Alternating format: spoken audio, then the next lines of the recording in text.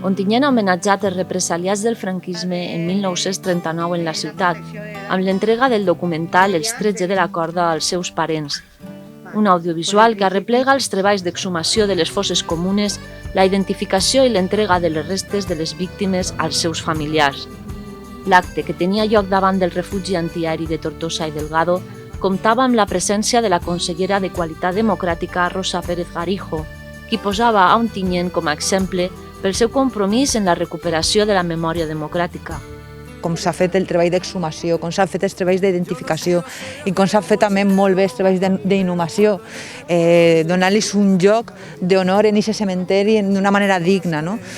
L'alcalde d'Ontinyent, Jorge Rodríguez, destacava que en aquest procés ha sigut clau l'obstinació de les famílies, que des de feia anys exigien tindre les restes dels seus sers estimats. Sí que hem volgut és no oblidar mai per qui vam començar este camí, que va ser per la empenta també de les famílies que feia molts anys que venien exigint poder tindre les restes dels seus sers estimats, i per tant també avui el donar-los a ells en primera persona este documental no deixa també de ser un xocotet homenatge del poble d'Ontinyent cap a tots aquells que van patir injustícies simplement per la seva manera de pensar.